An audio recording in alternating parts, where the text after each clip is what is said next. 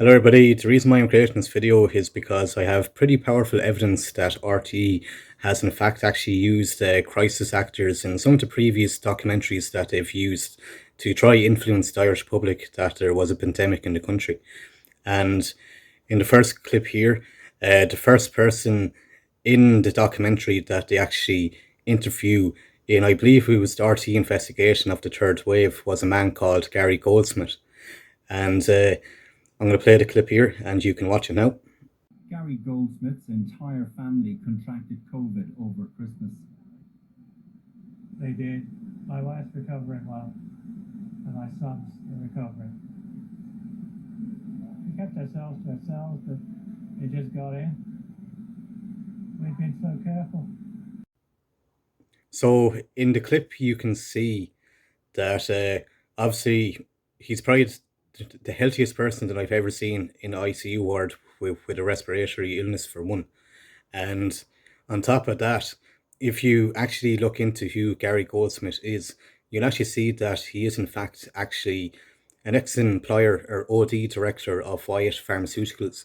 And Wyeth Pharmaceuticals are actually a parent company, or Pfizer is actually the parent company of Wyeth Pharmaceuticals. So it's very interesting to see a man like this, a very kind of high status man, like ending up in the ICU ward. And as you can also see from his LinkedIn page as well, he's the leading director of a company called Goldsmith Consulting, and they do an awful lot of work with the HSE to do an awful lot of work for pharmaceutical companies. And on top of that, he's also a non-executive director of Crumlin Home Care Services. And Crumlin Home Care Services would obviously have an awful lot of access to the elderly in the country. So just going by this evidence alone, like, it's very unusual to see a man like Gary Goldsmith ending up in hospital, especially the connections that he would definitely have. And you would have to wonder, why would they put a person like him in a situation like that? Well, for one, in order to create a narrative, you'd have to use somebody that nobody would actually know. And generally, whenever you're in a clique or a certain network of people, like you're very confined within that clique, you wouldn't, the general public wouldn't know these people, or they wouldn't know much about their personal information or their personal lives.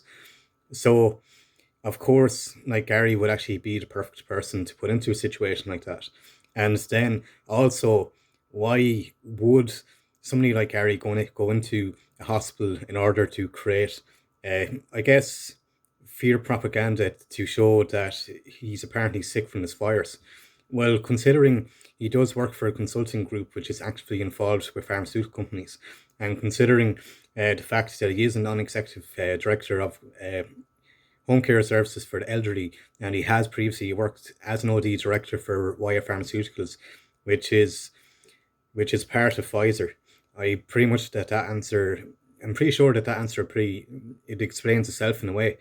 So I guess the information's there, the evidence is there. You can look up Gary Goldsmith. He's on Facebook, he's on LinkedIn, and you can connect the dots for yourselves. But in my opinion, RTE are using crisis actors and they're lying to the public in order to create fear propaganda.